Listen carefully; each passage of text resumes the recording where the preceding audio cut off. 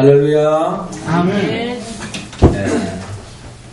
이 세상에서 하나님의 나라의 기쁨을 맛보게 하시고 또 영원한 기쁨, 천국을 향하여 소망 가운데 나아갈 수 있도록 우리를 불러주신 우리 주님을 향하여 할렐루야 찬양대에서 귀한 찬양을 올렸습니다. 우리 주님께서 영광 중에 받아주신 줄로 믿습니다. 찬양의 가사처럼 우리가 매일매일 삶의 자리에서 주님이 안겨주시는 그 기쁨을 누리고 전파할 뿐만 아니라 하나님의 은혜에 감사하는 마음으로 찬양 돌림으로 영광 돌리며 나아가는 우리 모두가 될 수 있기를 주의 이름으로 축원합니다. 우리 서로 옆 사람과 한번 인사 나눕시다. 주 안에서 기뻐합시다. 주 안에서 기뻐합시다. 저는 지난 주간에 참 제 개인적으로 참 덧없는 기쁨의 시간이 있었습니다. 제가 더없이 기뻐할 수밖에 없었던 것은 그 누구로부터 큰 선물을 받은 것도 아니고 또 로또가 당첨돼서 대박을 터뜨린 것도 아니고 또 큰 문제가 주 안에서 해결된 것도 아니고 제 일상생활 속에서 덧없는 기쁨을 맛보았습니다. 그 기쁨은 다름이 아니라 오늘 여기에 보시다시피 수도 호수에서 물이 지금 막 콱콱 흘러나오는 그런 모습을 여러분 아마 보실 겁니다. 수돗물에 수도꼭지에 트면은 물이 나오는 건 당연합니다. 하지만 우리의 삶의 자리는 수도꼭지에 꼭지를 틀면은 물이 당연히 나와야 되는데도 불구하고 물이 나오지 않는 상황에 접할 때가 있습니다. 특히 올겨울은 지난해보다 많이 추웠습니다.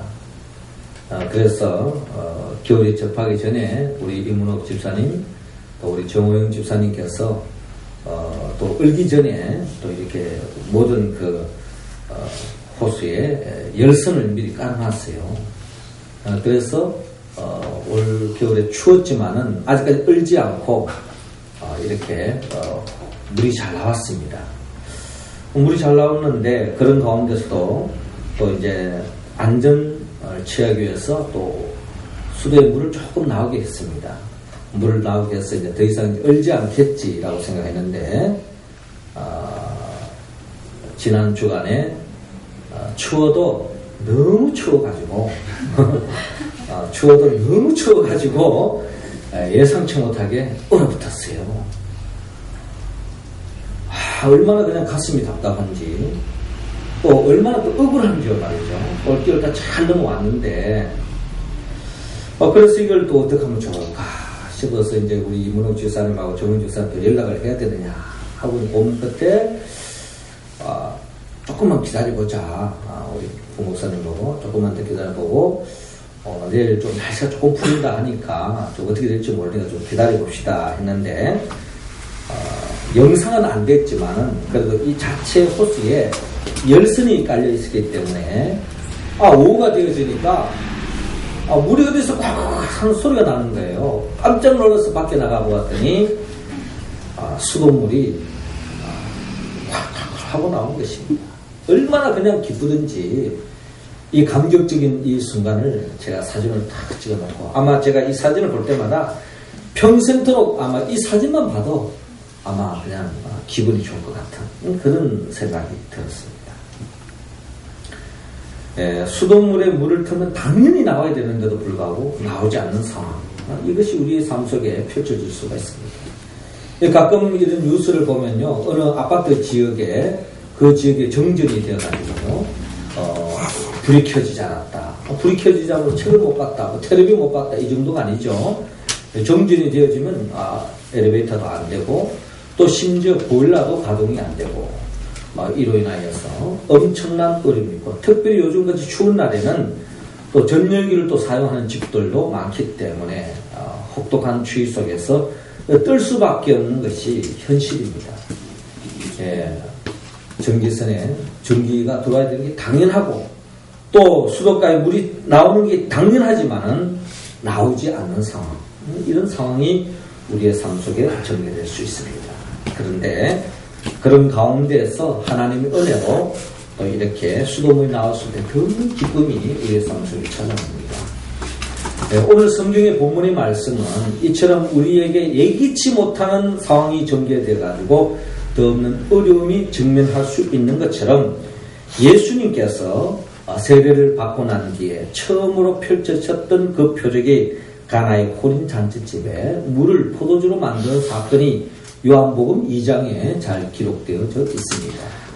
혼인 잔치집에 모든 것을 준비하고 더 없는 기쁨의 자리를 예비했지만은 예상치 못했던 일로 인해 가지고 근심과 걱정에 사로잡혔을 때에 주님으로 인하여서 문제가 해결되어지므로 더 없는 기쁨이 넘치는 그와 같은 혼인 잔치집의 모습을 바라보면서 우리의 삶의 여정에도 예상치 못했던 일로 인해 가지고 우리의 삶의 행복이 사라지고 기쁨이 사라지고 즐거움이 사라지는 그런 상황에 우리가 맞닥뜨릴 수 있는 것이 우리의 삶의 여정입니다. 그러나 오늘 성경을 통하여 우리가 어떠한 문제를 만난다 할지라도 주님으로 인하여서 하늘의 기쁨을 누리며 살아갈 수 있는 그 길을 오늘 성경은 우리에게 밝히고 있습니다. 어떻게 하면 우리가 매일매일 삶의 자리에서 주님으로 인하여 더 없는 감사와 기쁨이 넘치는 삶으로 나아갈 수 있습니까?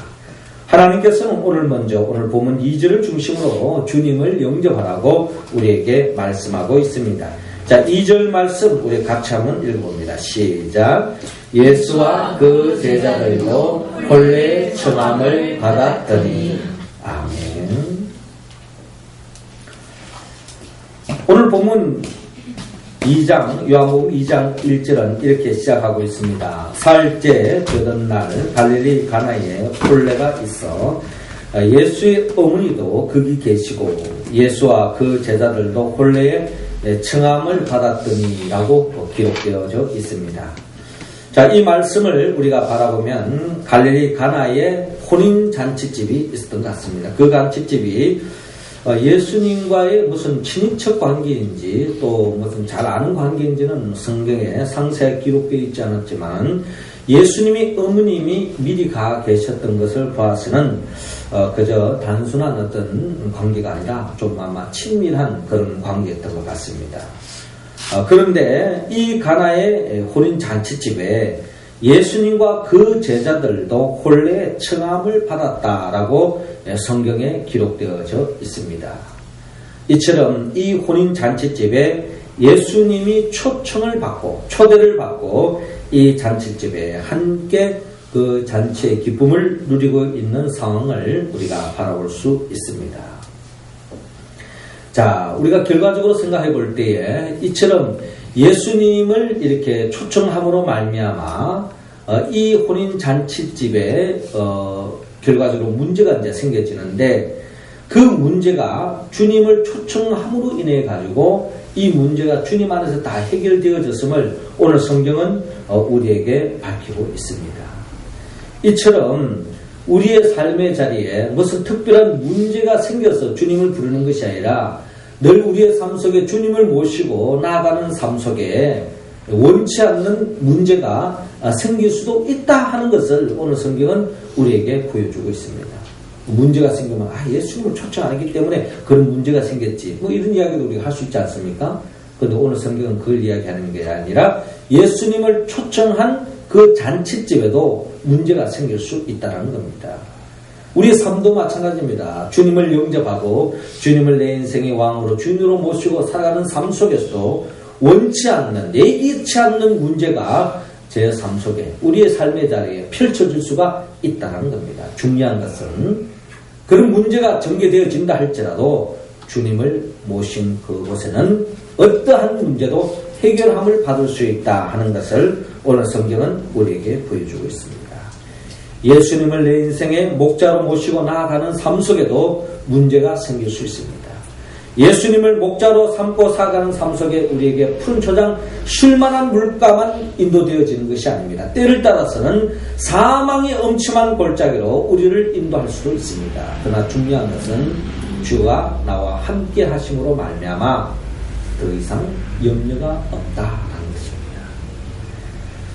주님이 모신 배도요 풍랑이 일었습니다. 예수님의 제자들과 예수님이 함께 배를 타고 가는 그 배에도 예수님이 함께 했기 때문에 풍랑이 일지 않아야 되지 않겠습니까? 이게 우리가 접근하는 상식인데 그렇지 않습니다. 예수님과 함께 배를 타고 가는 그 배에도 이와 같이 원치 않는 풍랑이 일어서 그 풍랑으로 인하여 삶의 위기를 치료할 수 있는 것이 성경이 우리에게 들려주시는 이야기입니다. 그러나 중요한 것은 그 풍랑이 인다 할지라도 주님께서 그 풍랑을 잔잔케 해주시고 또 풍랑에서 벗어날 수 있도록 인도해 주시는 그 주님을 함께 모심으로 인하여서 모든 문제가 해결되어졌음을 성경은 말씀하고 있습니다. 그렇습니다. 우리가 문제가 생겼을 때 주님을 부르는 것이 아니라 우리의 삶의 여정 속에 주님을 모시고 나아갈 때에 어떠한 상황이 벌어진다 할지라도 주님 안에서 해결되심을 여러분 믿으시기 바랍니다. 그러므로 저와 여러분들은 주님을 늘 모시고 살아야 합니다. 우리가 주님을 초청한다고 주님이 오는 게 아니라 주님은 지금도 우리의 문 밖에서 문을 두드리고 계십니다. 볼지어다 내가 문 밖에 서서 두드리노니 누구든지 내 음성을 듣고 문을 열면 내가 그에게로 들어가 그와 더불어 먹고 그는 나와 더불어 먹으리라 라고 말씀하고 있습니다.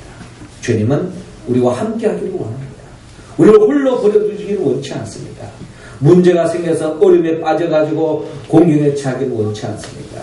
우리의 삶에 함께 하기를 원합니다. 동행하기를 원합니다. 동거하기를 원합니다. 그러기 위해서는 우리는 주님을 영접해야 합니다.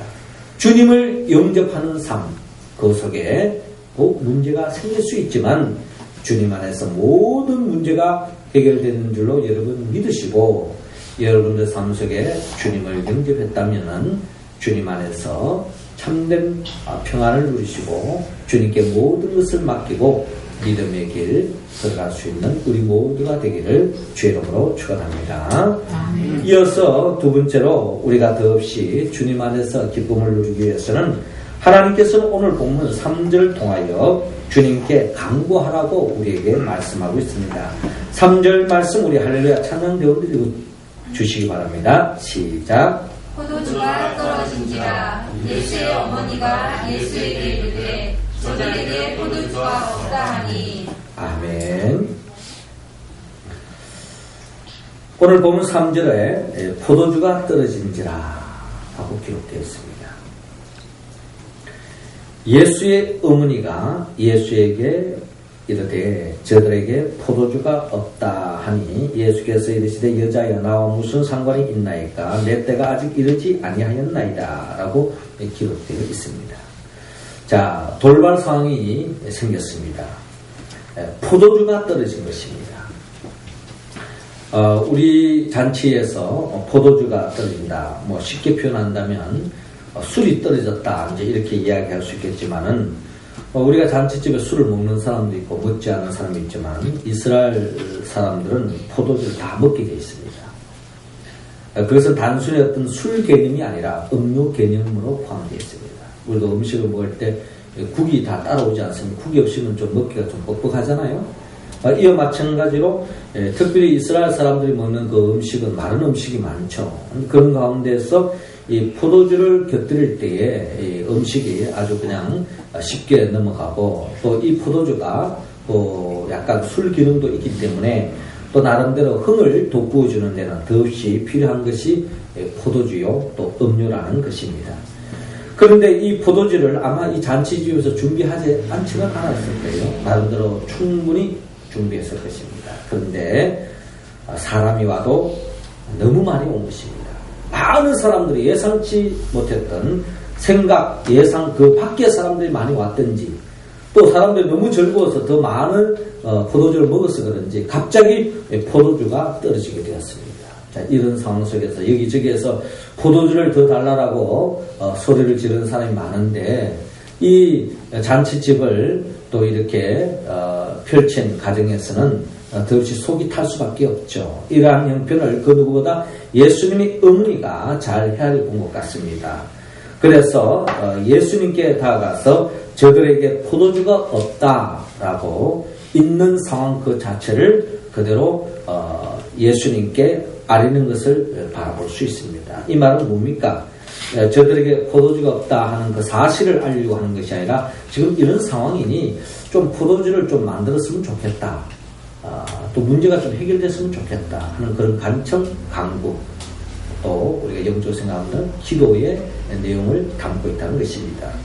자, 이때에 오늘 본문 4절 보면 예수께서 이르시되 여자여 나와 무슨 상관이 있나이까. 자, 이런 말씀을 들을 때에 좀 예수님께서 하시는 말씀이 좀 찬바람이 도는 듯한 그런 답변으로 우리가 다가올 수 있습니다. 먼저 어머니를 향해서 여자여 하는 것 자체가 뭔가 좀 정서적으로 맞지 않고 좀 예수님께서 좀 나름대로 무리한 행동을 하고 있지 않느냐 하는 정서적으로 우리가 들릴 수가 있습니다. 그러나 이 여자여 하는 이 말씀의 헬라어 원문을 바라보면은 귀나이라고 하는 용어로 표현하고 있는데 이 표현은 왕이 왕후에게 극진의 그 존경과 사랑의 마음을 품고 부르는 호칭이라는 것입니다. 그렇기 때문에 어머니에 대해서 지금 막대하는 것이 아니라 어머니를 존경하고 어머니를 최상으로 사랑하는 그런 마음으로 어머니를 지금 부르고 있다라고 우리는 이해하면 되겠습니다. 이렇게 어머니를 부르면서 또 대하고 있는데, 자, 여기까지는 또 좋은데, 또 그 다음 이어서 나와 무슨 상관이 있나이까 라고 하는 이 말에도 또 마치 주님께로 가까이 다가가게 너무나 먼 당신과 여겨지는 것처럼 또 찬바람이 좀 도는 느낌이 들지 않습니까? 그런데 우리는 여기에서 한 가지 이해해야 할 바가 있습니다. 자, 오늘 요한복음 2장에서 예수님이 펼치시는 오늘 이 현장에서 가나의 고른 잔치집에 물로 포도주를 만든 사건은 예수님의 공생에서 첫 번째 일으키는 사건입니다. 자, 이 사건을 일으키기 전에 주님께서 하셨던 일들은 바로 지난주에 우리 나누었던 것처럼 예수님께서 세례 요한으로부터 세례를 받았습니다. 여러분, 세례가 무슨 뜻이라고 그랬죠? 세례라고 하는 것은 이제부터는 내 중심으로 살지 않고 하나님 중심으로 살겠습니다 하는 그 결단이 세례식이라고 했습니다. 이제 예수님은 이 세례식과 시작과 동시에 세례를 받고 난 뒤에부터 하나님의 나라를 여는 공생애가 이제 펼쳐지는데 그 하나님의 나라를 여는 주님에 있어서의 모든 기준은 자신의 기분 따라 하지 않습니다. 또 자신의 때, 자신의 뜻을 펼치기 위해서 공생애를 펼치지 않습니다. 예수님의 사역은 모든 것은 하나님의 뜻을 이루기 위함이고 또 그 중에도 중요한 것은 하나님의 뜻이 하나님의 때에 이루어져야 한다는 것이 주님의 철학이요, 주님의 마음의 중심입니다. 그러니까 주님께서 하시는 그 모든 일들은 자기 자의대로 하는 것이 아니라 하나님께 묻고 하나님의 뜻이라면, 하나님의 때라면 그것을 실행하는 것이 주님입니다. 그러므로 우리도 주의를 감당할 때 내가 하고 싶다고 하고 또 내가 하기 싫다고 안 하는 것이 아니라 하나님의 때에 우리가 맞춰야 되고 하나님의 뜻에 부합하는 것이 바로 세례교인들이 살아가야 할 삶의 내용이요, 세례교인들이 해야 할 사역의 내용이라는 것입니다. 자, 이런 맥락 속에서 주님께서 나와 무슨 상관이 있나이까, 내 때가 아직 이르지 아니하였나이다 하는 이 말씀은 우리가 아무리 바라도 하나님이 원치 않으면, 하나님의 때가 아니면 들어주지 않을 수 있다라고 하는 주님의 분명한 선을 긋고 있는 것을 우리는 읽어야 할 것입니다. 자, 이런 맥락 속에서 우리가 결과적으로 봤을 때에 하나님의 뜻과 부합했던 것 같습니다. 하나님의 때에 부합했던 것 같습니다. 그래서 이와 같이 어머님의 간청을 들어주는 과정들을 우리는 성경을 통하여 바라볼 수 있습니다. 자, 다시 우리는 돌아가서 이 물로 포도주로 만드는 이 사건의 우리는 출발점은 바로 예수님의 어머니가 이 문제를 바라보고 문제를 안고 주님께로 다가가서 주님께 간구했다, 간청했다, 기도하는 모습을 우리는 바라볼 수 있습니다. 잔치집에 생긴 이 문제를 주님께 다가가서 간청하고 기도함으로 말미암아 문제가 해결되어졌다라는 것입니다. 그렇습니다. 우리 신앙의 여정에도 주님을 내 인생의 왕으로 목자로 살아가는 삶 속에서 예기치 않는 문제가 생길 수가 있습니다. 그 문제로 인하여 더없이 마음이 눌리고 더없이 근심 걱정할 수가 있습니다. 그러나 그것은 믿지 않는 사람들의 참 행동이고, 믿는 사람들은 여기에 머물러 있지 않고 한 걸음 더 나아가 주님께로 다가가서 주님께 간구하고 간청하는 것이 믿음의 사람들이 가져야 할 삶의 자세라는 것입니다. 주님께서는 누가복음 11장 9절을 통하여 분명히 말씀하십니다. 구하라, 그리하면 너에게 주실 것이요, 찾으라, 그러면 찾아낼 것이요, 문을 두드리라, 그러면 너희에게 열릴 것이다 라고 말씀하고 있습니다. 구하는 자에게 주시며 찾는 자에게 찾을 것이고, 문을 두드리는 자에게, 간구하는 자에게 주님께서는 문을 활짝 열어주십니다.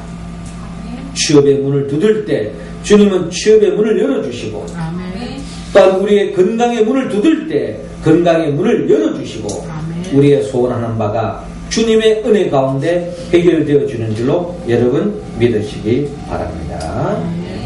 이스라엘 백성들이 적과 꿀이 흐르는 땅, 약속의 땅을 향하여 전진하는 가운데 예기치 않는 문제가 생겼습니다. 그 문제는 다름이 아니라 아말렉 족속들이 군대를 일으켜가지고 이스라엘 백성들이 가나안 땅을 향하여 나아가는 그 길목을 가로막고 싸움을 붙입니다. 전쟁하는 것입니다. 자, 이 전쟁에서 패배하면 그 광야에서 죽음을 맞이합니다.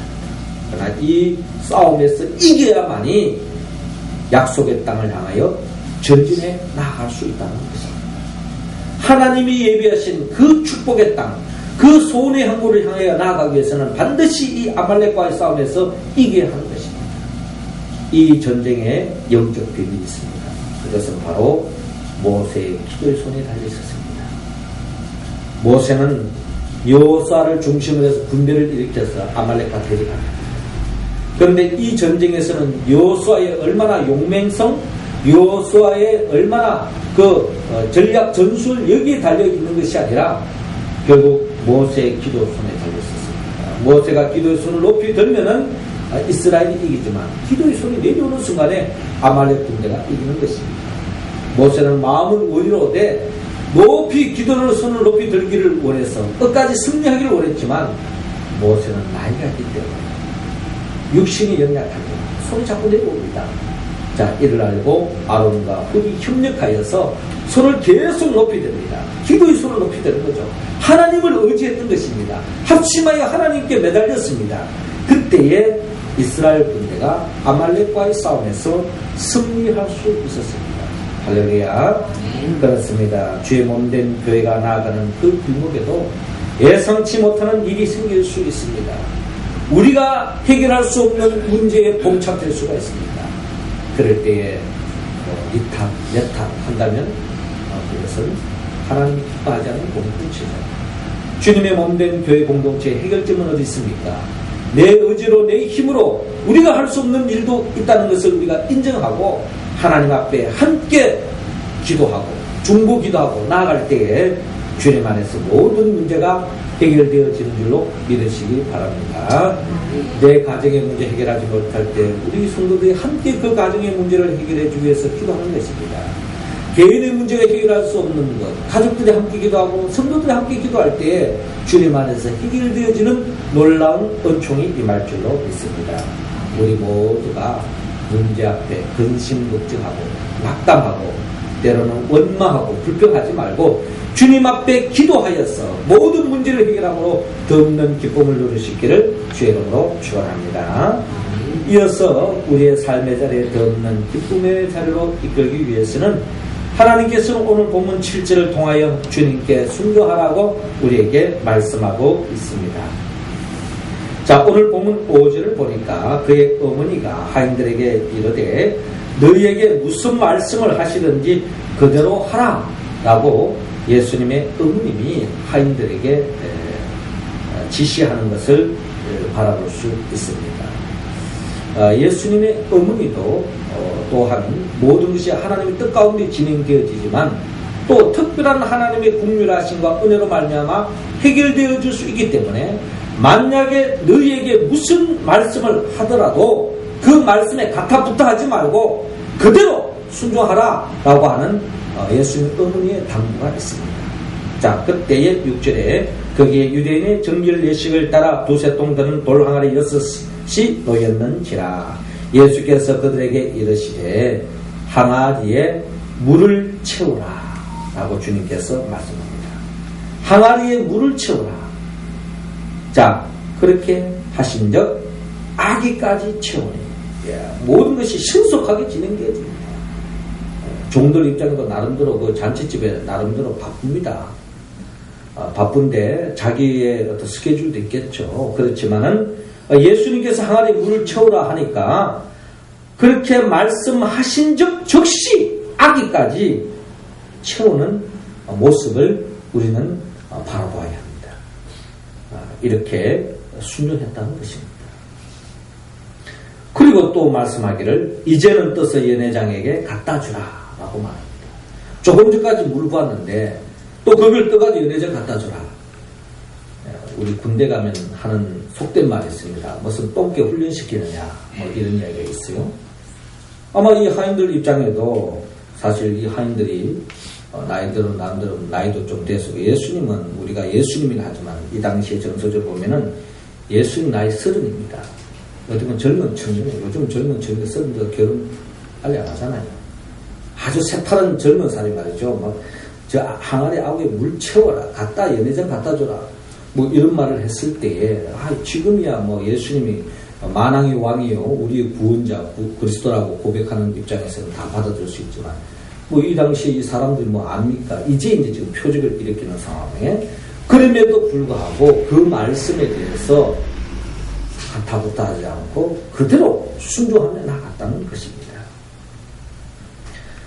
자, 9절에 연회장은 물로 된 포도주를 맛보고 어디서 나는지 알지 못하되 물돈 하인들은 알더라. 연회장이 신랑을 불러 말하되 사람마다 먼저 좋은 포도주를 내고 취한 후에 낮은 것을 내거늘 그들은 지금까지 좋은 포도주를 부었도다 라고 성경은 말씀하고 있습니다. 자, 이 말씀 볼 때에 이처럼 하인들이 주의 말씀에 그대로 순종했더니 물이 포도주로 변화되어져서 역사가 일어났다라는 것입니다. 그리고 그 포도주가 단순히 그저 포도주가 없는 가운데 이게 웬 포도주냐 하는 그런 차원이 아니라 그 포도주가 예전에 먹었던 포도주보다 더 좋은 극상품의 포도주를 맛보게 되었습니다. 그래서 연회장에 하는 말들이 사람마다 다 그냥 먼저 좋은 걸 내놨다가 취한 후에는 그냥 대충 그렇게 그냥 주는 경우가 있는데 이 집은 어떻게 된 일인지 지금까지 더 좋은 포도주를 뒀다. 이렇게 더 좋은 것을 주다니 하면서 더없이 감격해하며 감동해하면서 그 혼인 잔치집에 기쁨이 넘치고 또 새롭게 결혼한 그 가정을 마음껏 축복하는 그 축복의 자리가 이어졌다는 것입니다. 이처럼 물이 포도주로 변화되어지는 이 표적의 역사는 하인들이 그대로 주의 말씀에 그대로 순종했다라는 것입니다. 순종했다. 그렇습니다. 하나님의 축복을 받는 유일한 길은 멀리 있지 않습니다.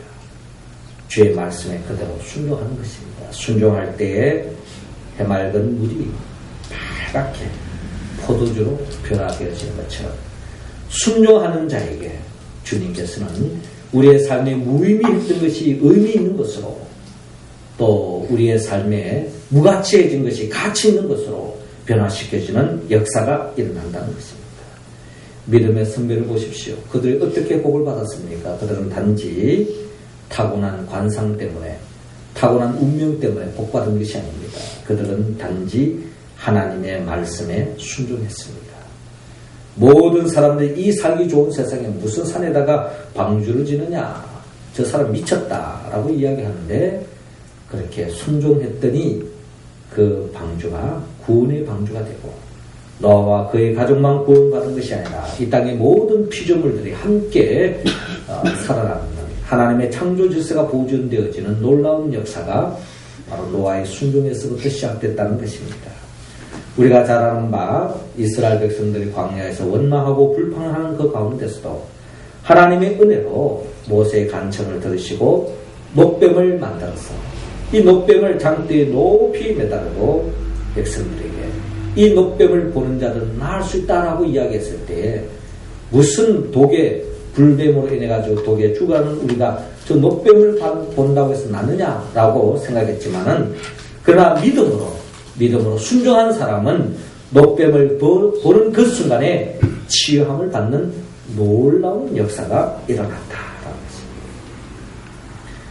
예수님의 제자들도 예수님을 만나기 전에 베드로가 밤이 새도록 그물질하였지만 고기 한 마리 잡지 못했습니다. 이러한 베드로에게 예수님께서 저 깊은 곳에 그물을 던져라 라고 말씀했습니다. 그 말씀에 그대로 순종했습니다. 만선의 기쁨, 그물이 찢어지는 그 배에서도 혼자 그 그물을 다 들 수가 없어서 친구의 배를 불러서 함께 만선의 기쁨을 누렸던 것을 바랍니다. 이 모든 것이 순종하는 자에게 하나님의 말씀, 때로는 얼토당도 아니고 세상 가치와 다르게 또 이런 식으로 말씀대로 살아가면 세상적으로 손해볼지 모르지만 그래도 그 말씀에 순종하는 자에게 하나님이 예비하신 하나님의 복을 누리는 것을 우리는 성경을 통하여 바라볼 수 있습니다. 사랑하는 성도 여러분, 올 한 해도 우리가 늘 주의 말씀에 순종하며 나갈 때에 하나님께서는 우리에게 우리 예상 밖의 역사로 인하여서 더 없는 기쁨이 우리의 삶 속에 넘칠 줄로 믿습니다. 사랑하는 성도 여러분, 주님은 오늘 이 시간 우리 모두에게 주님을 영접하라, 주님께 간구하라, 주님께 순종하라 말씀합니다. 이 말씀을 우리가 응답할 때에 더 없는 하늘의 기쁨을 누릴 수 있는데 이 말씀을 응답할 수 있는 길은 성령의 도움을 받아야 합니다. 나를 위하여 말씀이 육신에 이 땅에 오셨고 나의 죄를 짊어지고 십자가에 못 박혀 죽으시고 부활하신 예수 그리스도의 영 보혜사 성령님이 나와 함께하고 성령님이 도와주실 때에 우리는 삶의 자리에 어떠한 처지에서도 주님을 영접하고 주님을 내 인생의 왕으로 목자로 모시고 또 문제가 생기더라도 그 순간에 주님 앞에 기도하고 주의 말씀 한 대로 순종함을 받아서 더없이 하나님이 예비하신 그 복, 그 기쁨을 누리며 살아가는 우리 모두가 되기를 주의 이름으로 축원합니다. 기도드리겠습니다. 생명의 영 보혜사 성령님이시여 이 시간 우리에게 함께하여 주시옵소서. 성령의 기름 부음받고 성령의 충만함으로 매 순간순간 예수를 나의 주 나의 하나님으로 영접하고 또 문제 생길 때마다 주님 앞에 뜨겁게 기도하고 매일매일 삶 속에 주님이 기뻐하는 삶대로 순종하며 믿음의 길을 걸어가므로 가나의 혼인잔치집에 물이 포도주로 변화된 것처럼 우리의 삶에 정말 무가치한 것이 가치 있는 것으로 무의미했던 것이 의미 있는 것으로 변화되어짐으로 인하여 더 큰 하늘의 기쁨을 누리며 살아가는 우리 모두가 되게 하여 주옵소서. 예수님의 이름으로 기도드리옵나이다. 아멘.